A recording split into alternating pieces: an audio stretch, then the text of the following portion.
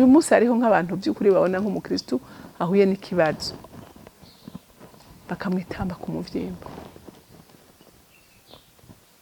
Narigeze kumva abantu bumva banezerewe ngo ntacyo yobona, ngo yirirwa yigisha, ngo yirirwa agira gutya na gutya, ngo ugiye bimeze gute.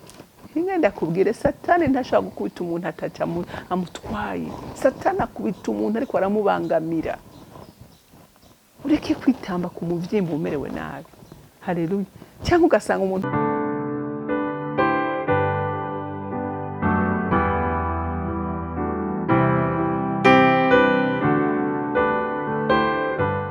bakunzi bahori CANAAN TV, numunezero kandi gusura guhura namwe ngo tuganire ijambo ry'Imana.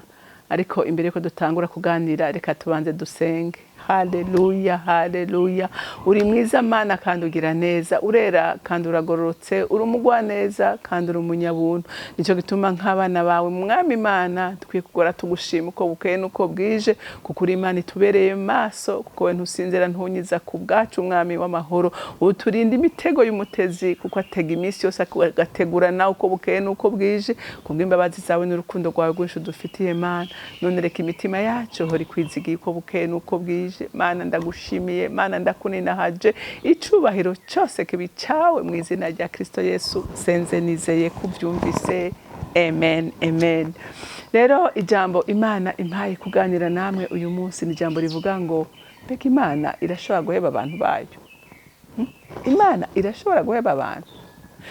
Ijambo rimwe nagira ndakubwire muntu w'Imana, Imana nta muntu numwe yaremye iheba. Haleluya. Imana ntiheba umuntu, ariko umuntu ni watuma ahebwa n'Imana. Haleluya. Umuntu ni watuma ahebwa n'Imana. Imana ikunda umuntu wese yaremye. Nagira mbwira umuntu yarazi ngo jewe nakoze ibyaha, jewe ndi mubi, jewe simbereye kuza imbere y'intebe y'Imana, akumva menga arashisha, kumva menga umva Imana iragukunda. Umva Imana iragukunda. Imana igufitiye impuhwe, igufitiye imbabazi nyinshi, igufitiye igishika cyinshi. Umva iragukunda. Haleluya. Ariko ikintu gituma Imana itandukana n'abantu bamata ku byaha, bagatera umugongo Imana, bagakora ibyankwa nayo. Urumva rero si Imana ibahebye abantu, ariko n'abantu baba bataye Imana. Haleluya. Muga Imana nta narimwe, ni umuvyeyi mwiza. Kandi rero ikibi cy'abantu, hari ibintu abantu twitwaza kavuga ngo Imana ngo n'urukundo, Imana ngugira gutya cyane gose. Imana n'urukundo. Mugabo ntuguma wibayanga mu byaha, ntuguma udadaje umutima wawe muvuge ngo Imana n'urukundo. Haleluya. Haraho Imana ibura ingene ikora. Reka dusome ijambo ry'Imana mu Baroma igice cya mbere, dusome kuva ku murongo wa 26 dushikane ku murongo wa 28. Ngo nico catumye Imana ibaheba ngo bifuze ivyonona, kuko abagore babo bahinduye ukundi iki imibiri yabo yaremewe, bayikoresha iki itaremewe. Kandi n'abagabo nuko baretse kugirira abagore ibyo imibiri yabo yaremewe, bashuha babengukana. Abagabo bagirira abandi bagabo ibiteye isoni, kandi mu mibiri yabo bahabwa ingero zikwiranye n'ukuzimira kwabo. Kandi nk'uko banse kumenya Imana mu mitima yabo, niko Imana yabahebye ngo bagire imitima yakahebwe, bakore ibitabereye, buzuye kugabitanya kose, ukugira nabi, kwifuza n'ugwanko ubusa, buzuye ishari, ubwicanyi, ugutongana, ubugunge, ukwitamba ku muvyimba, abaneguranira mu vyongorerana. Reka dushake tubandanye tuhaheze hose. Abavuga abandi nabi, abanka Imana, abatukana, abibona, abirarira, abigenera ibibi, abatumvira abavyeyi, ibipfu, abava mu isezerano, abadakunda n'ababo n'imburabwenge. Abo naho bamenye urubanza Imana ica yuko abakora ibisa bityo bakwiye gupfa. Ntibabikore gusa ariko batako bagashima n'ababikora. Mwumvise Imana, mwumvise ko Imana itanka abantu. Haleluya. Imana ntiyanka abantu. Mugabo Imana hari urutonde yashinze, hari ibyagezwe yashinze. Haleluya. Ikavuga ati iri tegeko niyo warirenga ukarica iruhande rizogutsinda, ariko ni wakora ibintu ko Imana yabishinze, Imana mubana amahoro. Haleluya. Imana mubana amahoro. Rero mwumvise ngo ishavu ry'Imana ngaha ari ku murongo w'18 ngo dusubire inyuma gatoya ngo ishavu ry'Imana ryarahishyuwe rivuye mu ijuru, igishavurira ukutayubaha abantu kose no kugabitanya, banyikirisha ukuri ukugabitanya kwabo. Mwabyumvise? Ishavu ry'Imana ryarahishuwe. Turabizi neza abantu Imana ishavurira ingene baba bameze, kandi ukuri baragufize barakubuze, ngo ariko ngo bakugigisha ukugabitanya kwabo, bakirengagiza ibintu, bakigira ibitangaza. Urumva? Imana bakayisuzugura, ntibayiha agaciro, ntibashire mu gaciro ibyo yategetse. Urumva rero ishavu ntirizira umuntu ngo ni Imana imurenganije cyangwa ni umuntu yanka kwitandukanya. Haleluya. Rero ngaha ku murongo wa 26 ngo nico catumye Imana ibaheba. Haleluya. Rero iyo ugiye kushinga amategeko yawe ukagendera ku mategeko ataray'Imana, Imana irashavura, iragutuma kora 1, 2, 3 ntiwumve, igashavura. Uriko uranyumva? Ngo nico catumye Imana ibaheba ngo bifuze ivyo none. Imana ikavuga ngo ndaremye umugabo n'umugore, mugende muvyare murondoke. Mu mwana w'umuntu akaza akavuga ngo umugabo ku mugabo, umugore ku mugore, umugabo ku mbwa, umugabo ku... Ishavu ry'Imana ryoreka kuza gute? Ishavu ry'Imana ryoreka kuza ku bantu bameze gutyo, bigenze gute? Ngo nico catumye Imana ibaheba ngo bipfuze ivyo none. Ntibumva ngo baca babyifuza ibibonona, ibibica bikabashikana mu kuzimu. Haleluya.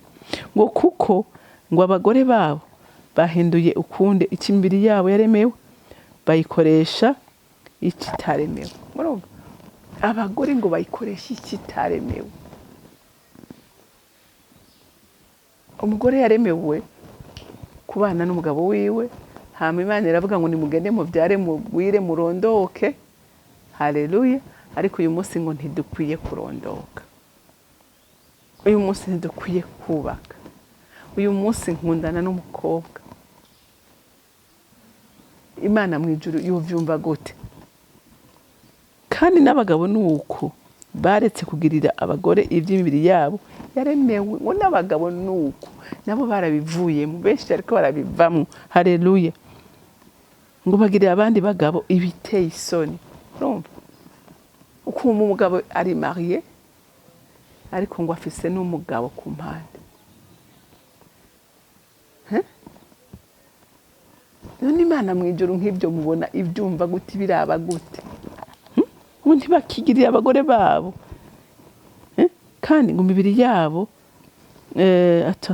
ngo kandi abagabo nuko baretse kugirira abagore iby'imibiri yabo yaremewe, ngo bashuha babengukana. Abagabo bagirira abandi bagabo ibiteye isoni, kandi imibiri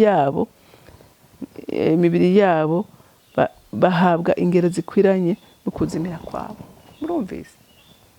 Ngo bahabwa ingero zikwiranye no kuzimira kwabo, bagendeye mu buzimire, bari mu buzimire. Ariko Imana Data rugira byose nyene imbabazi, ndasenze gutabara abantu bayo bahumuka amaso, bamenye ko ariko bakora ibyankwa n'Imana kandi biriko bibajana mu rupfu, bizotuma Imana ibaheba. Haleluya. Bakagwa mu mahonero. kandi atari umugambi w'Imana, ariko ari umugambi bikorwa Satani bakoresha bituma Imana iba kure yabo. Haleluya. Sinayibakure kuko Imana ntihindura ikibanza abantu b'Imana. Imana ikibanza irimo uko yariri ngwejo ngo ni kuri n'uyu munsi kandi ngo ni kwizo izohora. Imana ntihinduka. Imana ntihindurwa nibi. Imana ntihindurwa n'ibyo abantu bariko baracamo. Haleluya. Ariko abantu nibo bahinduka bagakora ibyo Imana idashaka. Haleluya. Bakava mu kibanza Imana ibakeneyemo, bakava mu ntumbero Imana yabategekeye kubaho. Haleluya.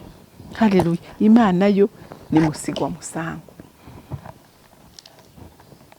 Ngo kandi ngo nkuko banse kumenya Imana mu mitima yabo, ngo niko n'Imana yabahevye ngo bagire imitima yakahebwe bakore ibitabereye. Imana iragerageza kuko yaravuze ngo ntizokwamira kwiranyunyurana n'umwana w'umuntu. Yarazanye ibyagezwe yabizanye kugira ngo yereke umwana w'umuntu by'ukuri ko ntashoboye. Turakeneye imbabazi z'Imana, turakeneye imbabazi za Kristo, turakeneye gucungurwa nawe, turakeneye gutabagwa nawe. Imana iratera umugongo abantu. Abantu batera umugongo Imana. Abayihungiye ko ibategera ibiganza. Haleluya. Ngo buzuye ukugabitanya kose, ukugira nabi. Ngo buzuye ukugabitanya, buzuye kugira nabi, ukwifuza n'ugwango gubusa, buzuye ishari. Abo bantu mwe nabo ngo buzuye ugwango, buzuye ishari, buzuye kugira nabi. Urumva? Ngo ubwicanyi, utongana, baratukana, baricana, bagira amanyanga yose abaho. Haleluya. Urubugunge. Ntunezerwa n'ikindi kintu kijya ku wundi muntu, mwe ibintu byose byoza kuri wewe. Mutima wawe waraze wabaye nka ariko Imana dusaba kugira imitima yagutse kwigwamo abandi. Haleluya. Ukwitamba ku muvyimba. Urumva? Ukitamba ku muvyimba abantu. Uyu munsi hariho nk'abantu by'ukuri babona nk'umukristo ahuye n'ikibazo bakamwitamba ku muvyimba. Narigeze kumva abantu bumva banezerewe ngo ntaco yobona, ngo yirirwa yigisha, ngo yirirwa agira gutya na gutya, ngo ugiye bimeze gute. Ingenda kubwire Satani ntashaka gukubita umuntu ataca amutwaye. Satani akubita umuntu ariko aramubangamira. Ureke kwitamba ku muvyimba umerewe nabi. Haleluya. Cyangwa ugasanga umuntu ngo naramubwiye ntiyumva ngo ntaco yobona. Oya, reka kwitamba ku muvyimba. Abane bagurira mu vyongorerano, ugasanga umuntu ngo wabonye ngo ujya nawe ngo kandi hewe uraho neza, mugabo ntari capable kukubwira ikibazo ati mwene data ibi nibi. Ariko haleluya, shimwa mwami, himbazwa, urakomeye. Ariko mu mutima uvuga ngo uragapfura kagogura igi. Mu mutima hari ikindi kintu ariko udashobora kumubwiza ukuri. Mwereke umutima umubwira utasi nezerewe, habaye iki, niyo bari gutunganya mutunganye, hama mukomeze urugendo mu mahoro. Haleluya. Abavuga abandi nabi nta n'ibyo nokwirwa nsigura, ntibinezera Imana mu bakure yayo. Abanka Imana, abatukana, abibona, kumva ni wewe nta wundi uri gitangaza. Abirarira, abigenera ibibi, abatumvira abavyeyi. Ibi byose kutumvira umuvyeyi imbere y'Imana ni icyaha gikomeye. Haleluya. Umuvyeyi ni ukubahwa. Ingwi bipfu ababa mwisezerano n'umuntu agahiba isezerano ry'Imana karivamo atampamvu. Haleluya. Abadakundana n'ababo nimbura bwenge. Ibi byose bituma Imana by'ukuri mutegerana, mutabana n'Imana. Haleluya. Ariko Imana irashaka by'ukuri abana, irashaka abana bagororotse bayihimbara. Amen. Ngo abo naho bamenye urubanza Imana ica, barazi neza urubanza Imana ica, barazi ko Gehinomu iriho, ubwo bakayinyora. ngo yuko abakora ibisa bityo bakwiye gupfa. Urabizi mbwa ukaguma wirarira ngo Imana ngo ni imbabazi, Imana igira neza, Imana mbwa nta effort nimwe uri kuragira kugira ngo uve muri ubwo buzima urimo, ukaguma uvuga Imana, ukaguma uvuga Imana. Ngo Imana ngo ya Imana si nk'abantu, Imana igira neza, Imana yo iradukunda twese. Ego nukuri mugabo biragusaba ngo uve mu buzimire urimwo. Haleluya. Ngo yuko abakora ibisa bityo bakwiye gupfa. Mwavyumvise ijambo ry'Imana rivuze abakora ibyo ngo bakwiye gupfa. Haleluya. Ngo ntibabikora gusa ngo ariko batako bagashima n'ababikora. Hariho abantu banezererwa no kumva umwana w'Imana yagiriwe nabi, bakanezerwa akavuga ati Paulo we yahora yica abakristo, ngo ndetse ngo niyo yabona abantu bariko barabagirira nabi ngo yaranezerwa cyane gose. Rero umuntu w'Imana ntukanezerwe n'ibibi, unezerwe n'ibyiza, wipfuze gukora ibyiza kugira ngo by'ukuri Imana ikunezerererwe. Haleluya. Ikunezerererwe, ntubakahebwe, ntube uwo gupfa. Haleluya. Ariko kubaho no gushima Imana. Imana rero yo mu ijuru ibampezagirire.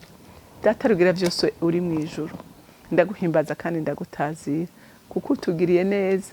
Iri jambo ntirize ngo rizire ubusa, ndazi neza ko ritabura gukora ico waritumye. Rero ndasaba mpemu yera ngo wariherekeze rishike mu mitima y'abantu kugira ngo ribakize kandi ribatabare mu izina rya Yesu Kristo umwami wanje. Senze nizeye ko byumvise. Amen, amen. Mwarahezagiwe, mugira umunsi mwiza.